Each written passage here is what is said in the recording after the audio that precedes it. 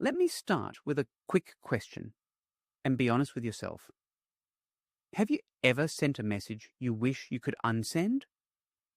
Maybe it was something simple like, okay, or maybe something like, we've already discussed this. And at that moment, it felt justified, efficient, straight to the point. But later, maybe a few minutes after, or even hours, you paused and thought, that didn't sound like me. Or worse, that probably came off cold, dismissive, or even a bit passive-aggressive. And here's the reality we don't always talk about, especially in remote work, in a remote environment where we rely on chat, emails, and virtual meetings. Your tone is your leadership. You don't have body language. You don't have facial expressions. So what people feel from you comes purely from how you communicate. What you feel internally doesn't stay internal. It shows up in your choice of words, in how fast or slow you respond, in how you react under pressure, and whether we realize it or not. It directly impacts how our team performs, responds, and even how safe they feel working with us. As a leader, your emotional responses don't just affect you. They shape the entire environment your team operates in. When you react under stress, your team feels it, sometimes instantly.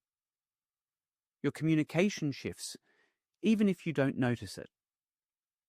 And your decisions? They become reactive instead of intentional. And here's the key idea I really want you to take with you. Your level of self-mastery sets the emotional standard for your team. If you're calm, your team feels safe to think, speak, and contribute. If you're reactive, they become careful, guarded, sometimes even silent. If you're inconsistent, they start second-guessing what version of you they're going to get. And that uncertainty, that's where performance starts to drop. Now let's break this down a bit. When we talk about stress responses, we're talking about your automatic reactions to pressure, frustration, or uncertainty. These are the reactions that happen fast, sometimes even before you have time to think. And in a remote setup, these responses don't show up physically. They show up in patterns, usually in 3 ways. Number 1, communication style changes. Your messages become shorter, more abrupt. You start replying late, not because you're busy, but because you're avoiding the interaction. Or your tone becomes more critical than intended. And instead of clarity, your team feels tension. Number 2, behavioral shifts. You might start avoiding messages or skipping meetings or go the opposite direction, micromanaging every detail, checking things that you normally trust your team to handle. And sometimes overcorrecting even the smallest mistakes. Number 3, emotional leakage. This is the subtle one. Frustration slipping into your voice during calls, small passive-aggressive comments, a noticeable drop in empathy. And even if you don't say it directly, your team feels it. And the truth is, most of us don't intend to lead this way.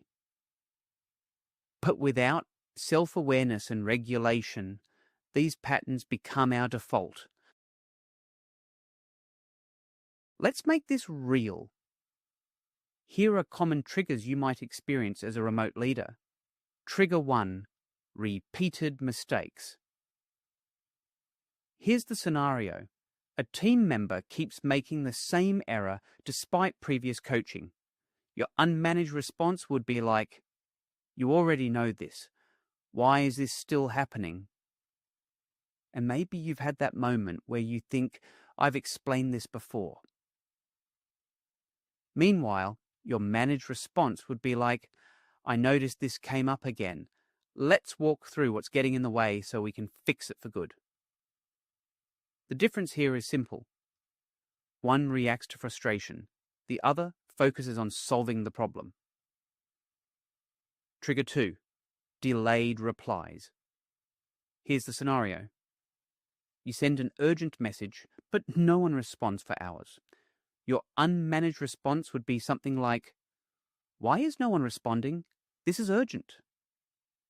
And internally, it can feel like you're being ignored, or that urgency isn't being taken seriously.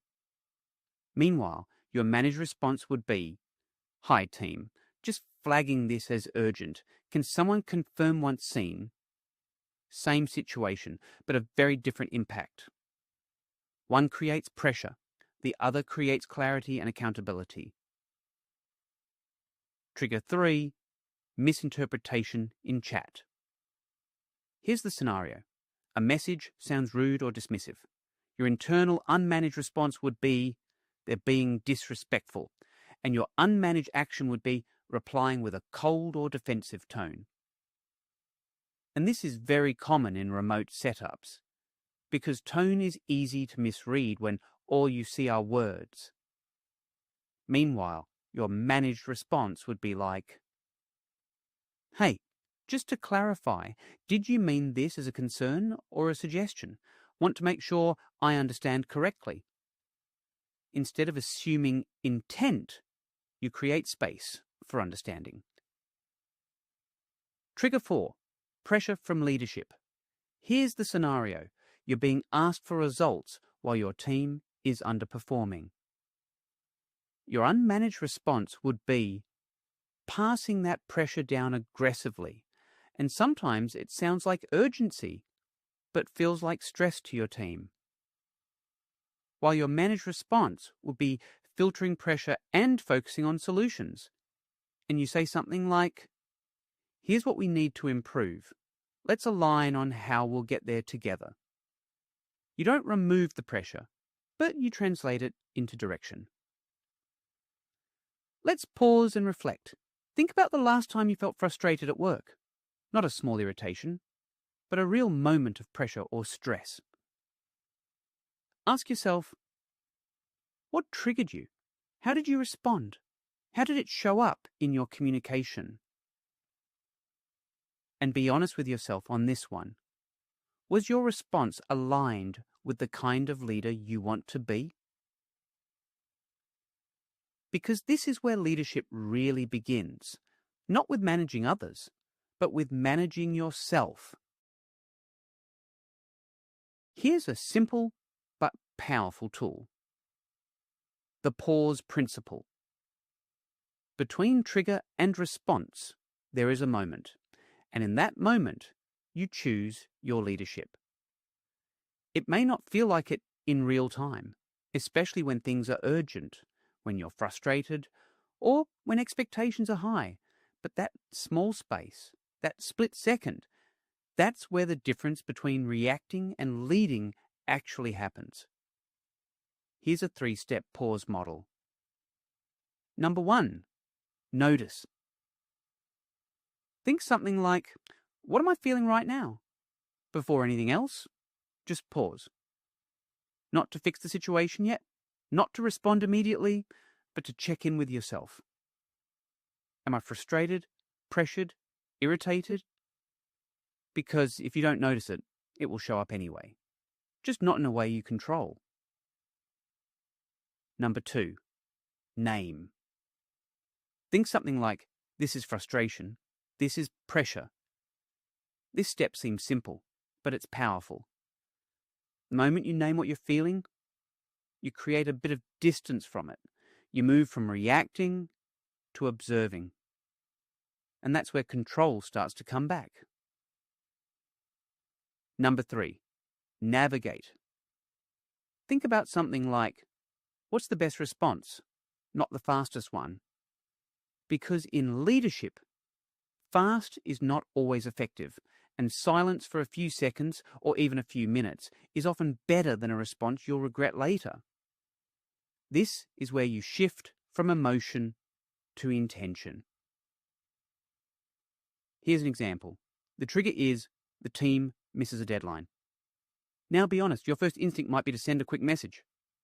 Short, direct, maybe a bit sharp. Something like, "Why did this happen?" But instead, pause, then respond. "Hey team, I noticed we missed the deadline. Let's regroup quickly. What blocked us? And how do we recover?" Same issue, same urgency, but a completely different leadership experience for your team. One creates pressure, the other creates direction. Your team is always watching, especially in a remote setup, not in a negative way, but because they rely on your cues. They don't just listen to what you say, they observe how you react under pressure, how you handle mistakes, how you respond when things don't go as planned.